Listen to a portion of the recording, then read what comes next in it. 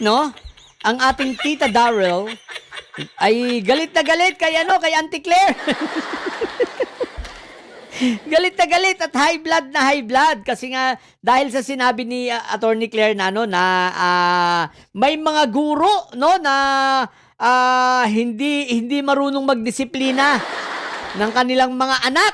Yun, kaya yun parang yun kaya ito ay galit na galit. Siyempre, na-misinterpret na naman ni Tita Darrell, no? Ayan, na high blood at ito ang kanyang sinabi. Okay, pag-usapan natin. Sige. Ito ang sabi niya, no? Ano ba yan? Yan. Ang sabi niya, ang tatay at nanay ko ay parehas retired public school teacher. Kaya naman, alam nyo na yan, Claire Castro. Galit na galit si Tita Darrell Yap. Okay, eto ang sabi ni Darrell Yap, ang kanya daw nanay at tatay ay parehas teacher, parehas guro, di ba? Pero sa totoo lang guys, sa sinabing ito ni Darrell Yap, ako ay natutuwa. Baka naman magalit kayo. Mag-isip kayo kung bakit sa sinabi niyang ito na minura pa niya si Auntie Claire dito natuwa ako. Okay, papaliwanag ko kung bakit bago kayo magalit Guys, natuwa ako sa sinabi niyang ito. Bakit? Dahil nang murahin niya dito sa salita niyang ito, lumalabas na tama nga si Auntie Claire natin. Tama nga si Auntie Claire sa sinasabi niya na may mga guro na hindi maayos magpalaki sa mga anak. Diba na may mga guro na wala sa ayos.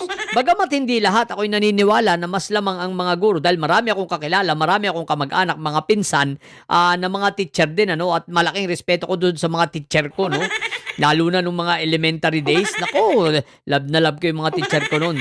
Ibig ko lang sabihin guys, maaayos yung mga kakilala kong teacher, maaayos naman. Pero meron man naman siguro talagang ilan at totoo, tama. Katunayan, ito ay pinatotohanan nitong si Darrell Yap. Kita nyo?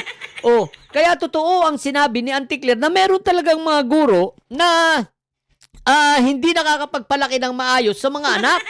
Diba? Na hindi naging maayos na magulang, kumbaga. Ayan ito ang katibayan diba si Tita Darrell Yap ang siyang katibayan na meron talaga. At ang kawawa naman, ang mga magulang neto, ito ang ebidensya. So, ang magulang neto ni Darrell Yap, kung buhay pa man o patay na o kung nasan pa man, wala akong pakialam, ito ay maliwanag na itong si Darrell Yap ay hindi pinalaki ng maayos. Itong si Tita Darrell ay hindi lumaki ng maayos at hindi lumaki ng may pagmamahal. Mukhang lumaki ito ng kulang sa kalinga. Tita Darrell!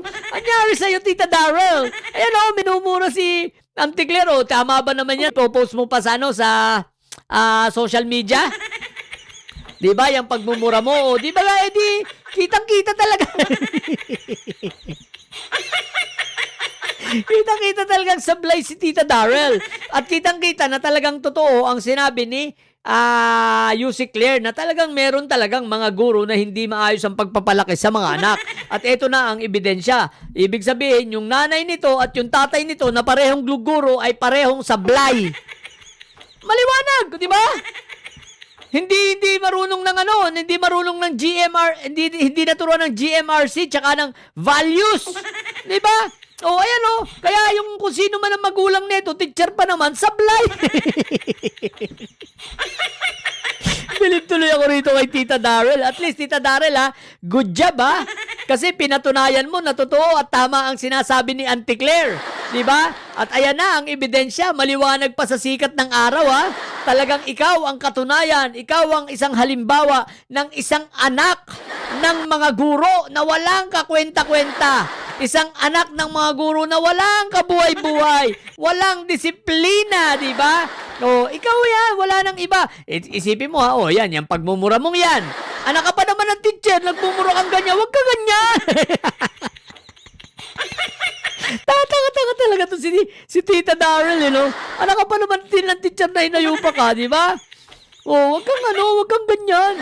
Di ba, nakakaya, ang kahiyahiya tuloy yung mga magulang mo. Teacher pa naman. Tapos yung anak ganyan. At hindi lang yan ang mga pinaggagawa nito ni Tita Darrell. Alam naman natin ang mga pinaggagawa niya patungkol sa talagang pagtatanggol sa mga kriminal. Pagtatanggol sa mamamatay tao, di ba? Pagtatanggol kay Aimee Mangga, boss pala nito ay si Aimee Barrena, no? Si Aimee Mangga Barrena, di ba? Sa madaling salita, yung pagiging pro-China nito, anak ng teacher yan. Diba? Oh, kaya ito ang guys, ito ang maliwanag at ito ang napakagandang halimbawa ng sinasabi ni Auntie Claire na mga anak na hindi napalaki ng maayos ng kanilang mga gurong magulang. O di ba ga? Maliwanag, pinatunayan niya. Sipin mo, mag-post ka pa sa social media, nagmumura kang ganyan. O di ba ga, sira ulo ka yung kabubuhan mo't katangahan. O di ba ga, kung sino man ang magulang nito, ayan po, ginagawa kayong kahiyahayaan ng anak nyo. Pagpasensyaan nyo na, kahit guru kayo, kaya lang sablay kayo, hindi nyo pinalaki ng maayos itong anak ninyo. Tingnan nyo naman.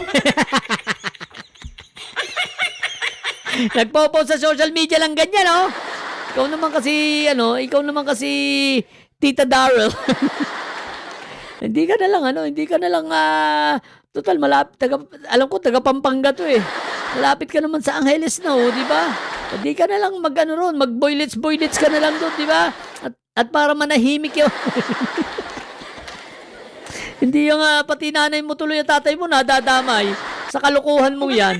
Tapos ipagmamalaki mo pa na guru sila, imbis na mainis ang tao, natawa tuloy sa'yo, isipin mo pinatunayan mo na tama nga si Auntie Claire. Diba? Na ikaw ay hindi, tingnan mo, ikaw ang isang halimbawa ng hindi napalaki, may teacher ng mga guro, pero hindi napalaki ng maayos. Maliwanag pa sa sikat ng araw ang putik na yan. Diba? Balahura. Balahura ang putik na yan. Buti na lang ang magulang ko, hindi teacher. Buti na lang hindi teacher ang mga magulang ko. O, di ba? So, yun. Kaya, good job, Auntie Claire, ha? Totoo nga. Totoo talaga ang sinasabi mo. At ayan, maliwanag na maliwanag ang ebidensya. O, di ba ka?